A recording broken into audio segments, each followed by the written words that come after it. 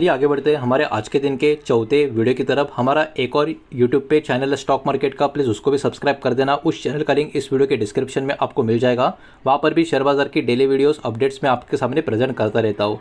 और इस चैनल के ऊपर इसके पहले 3 वीडियो हम पब्लिश कर चुके हैं। वो तीनों वीडियो नहीं देखे तो चाहिए तो चैनल के वीडियो सेक्शन में जाकर उन तीनों वीडियोस को देख सकते हो।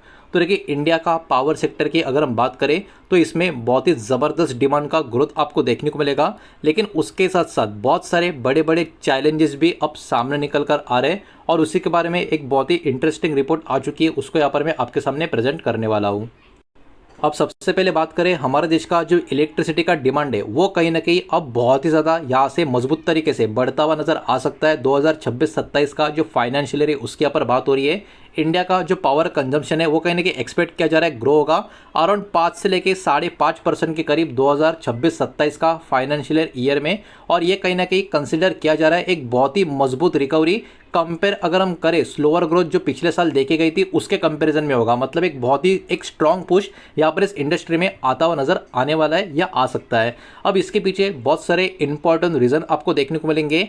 हायर इलेक्ट्रिसिटी का यूज़ अब एग्रीकल्चर में भी होना शुरू हो चुका है और उसके अलावा हाउस होल्ड कंजम्पशन भी काफ़ी तेज़ी से बढ़ रहे हैं। उसके साथ साथ जो इंडस्ट्रियल एक्टिविटी का एक्सपांशन है वो भी यहाँ पर बढ़ता जा रहा है। ईवी का जो एडॉप्शन है वो भी काफ़ी तेज़ तरीके से हो रहा है हमारे कंट्री में धीरे धीरे एवरी ईयर।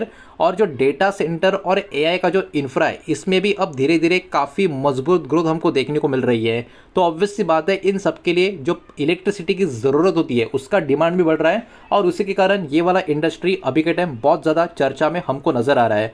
अब देखिए, एल नीनो आपको पता होगा, इसका भी कहीं ना कहीं रिस्क अफेक्ट कर सकता है पावर डिमांड को। ये वाला बात भी यहाँ पर हमको देखने को मिल रहा है। अब इसके पीछे का एक्चुअल चिंता का विषय क्या है? वेदर एक्सपर्ट, मतलब जो पर्टिकुलरली वेदर्स के ऊपर अलग अलग अपना एक बयान देते हैं, अपना व्यू देते हैं, उन्होंने कहीं ना कहीं वार्न किया है कि possible El Nino event mid 2026, मतलब अगले कुछ महीनों में एल नीनो का बड़ा इम्पैक्ट आता हुआ नजर आ सकता है।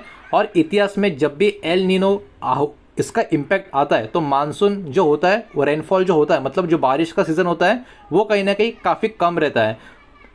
तो इसके वजह से जो पॉसिबल इम्पैक्ट हो सकता है वो कौन से इंडस्ट्री पे हो सकता है? वो एग्री सेक्टर के ऊपर हो सकता है, वहाँ पर हमको प्रेशर देखने को मिल सकता है।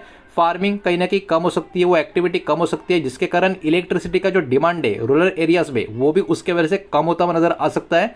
हाइड्रो पावर जनरेशन भी कहीं ना कहीं इसके वजह से अफेक्ट हो सकती है। तो ये सारी चीज़ें भी यहाँ पर आप लोगों को ध्यान में रखनी होगी।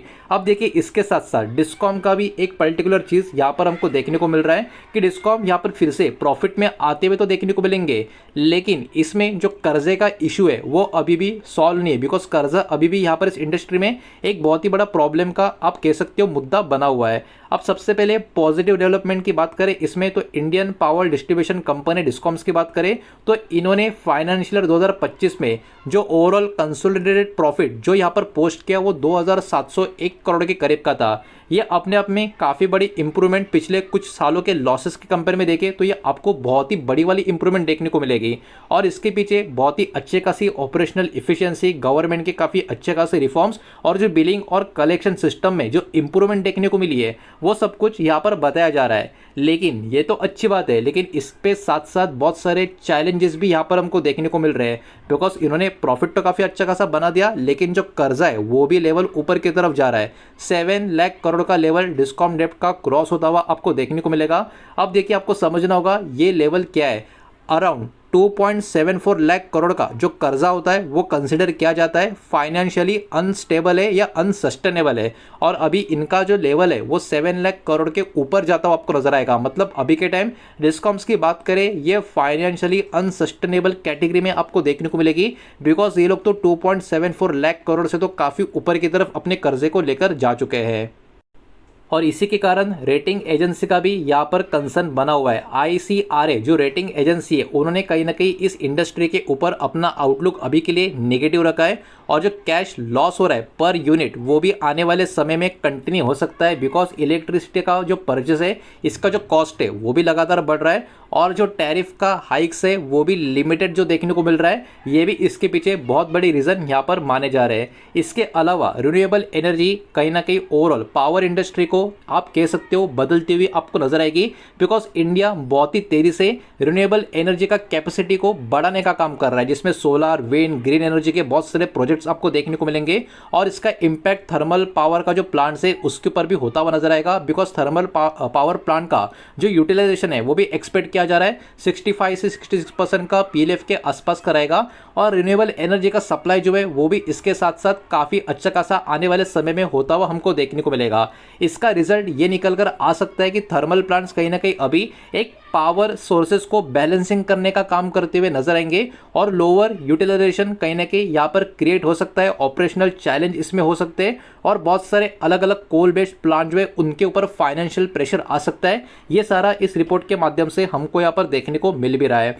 अब देखिए डेटा सेंटर अपने आप में काफ़ी बड़ा आप कह सकते हो आने वाले समय के लिए एक रिवॉल्यूशन वाला इंडस्ट्री माना जा रहा है, लेकिन डेटा सेंटर भी अभी के टाइम पे एक बहुत ही बड़ा मैसिव पावर कंज्यूमर आपको देखने को मिलेगा। डेटा सेंटर का ग्रोथ हमारे कंट्री में लगातार एक्सेलरेट कर रहा है, मतलब लगातार बढ़ते जा रहा है और एआई और क्लाउड कंप्यूटिंग का जो डिमांड है वो भी हमारे कंट्री में काफ़ी तेजी से बढ़ता हुआ आपको देखने को मिलेगा।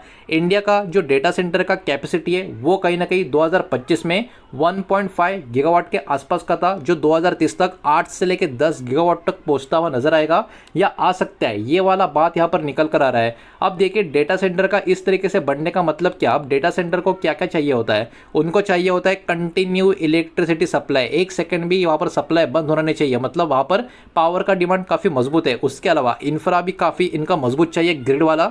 उसके साथ साथ रिलायबल बैकअप सिस्टम का भी ज़रूरत पड़ता है, अगर कभी कुछ पावर फेलियर वाला इशू आ जाए तो बैकअप सिस्टम का वहाँ पर होना काफ़ी ज़रूरी है। अब इसके वजह से इसमें भी पॉसिबल चैलेंजेस आपको देखने को मिलेंगे, जैसे कि एग्जिस्टिंग पावर इंफ्रा जो है कुछ कुछ रीजन में कहीं ना कहीं फुल्ली प्रिपेयर अभी भी इस रैपिड डिमांड ग्रोथ के लिए नज़र नहीं आ रहे। तो ये अभी के टाइम पे डेटा सेंटर इंडस्ट्री में भी एक बहुत ही बड़ा चैलेंज का आप कह सकते हो मुद्दा बना हुआ है। तो ओवरऑल ये रिपोर्ट जो है अपने आप में काफ़ी ज़बरदस्त है, काफ़ी इंटरेस्टिंग है, और क्योंकि ये इतना ज़बरदस्त इशू या बहुत सारी चीज़ें जो इस इंडस्ट्री में हो रही है, तो सिंपल सी बात है हमारे कंट्री के जो बहुत सारे कंपनीज है जो स्टॉक मार्केट में लिस्ट भी है उसके ऊपर भी इनका इम्पैक्ट जिस तरीके से प्रोसेस होगा वैसे आने वाले समय में आ सकता है। तो वो कौन से कैटेगरी से कौन सी कंपनी से या स्टॉक है वो बताऊंगा, लेकिन ये किसी भी तरीके का इन्वेस्टमेंट का एडवाइस नहीं है, बाय सेल का रिकमेंडेशन नहीं है स्टॉक का, ये चीज़ भी यहाँ पर आप ध्यान में रखें। तो देखिए पावर जनरेशन एंड यूटिलिटीज़ की अगर हम बात करें तो इसमें NTPC, power grid corporation of India, Tata power, Adani power, JSW energy, Torrent power, CSC, इन सब के नाम यहाँ पर आपको देखने को मिलेंगे। उसके बाद रिन्यूएबल एनर्जी और ग्रीन पावर इंडस्ट्री की अगर हम बात करें तो इसमें सुजलॉन एनर्जी, वारे energy, KPI green, INOX wind, उसके अलावा एनएचपीसी, एसजेवीएन, ये कुछ कंपनियों के नाम यहाँ पर आपको देखने को मिलेंगे। एक और इंडस्ट्री की बात करें ट्रांसमिशन एंड इलेक्ट्रिकल इंफ्रा की, तो इसमें KEC international, Kalpataru project international, Hitachi energy India, CG power and industrial solution, Siemens India, ये कुछ नाम यहाँ पर आपको देखने को मिलेंगे। और डेटा सेंटर और डिजिटल इंफ्रा से कनेक्टेड कंपनीज की बात करें तो रिलायंस इंडस्ट्रीज, अदानी एंटरप्राइजेस, टेक महिंद्रा, इन्फोसिस, ये कुछ कंपनियों के नाम यहाँ पर आपको देखने को मिलेंगे। तो ये सारी कंपनियां कहीं ना कहीं आने वाले समय में बाजार के फोकस में बनी हुई रह सकती है।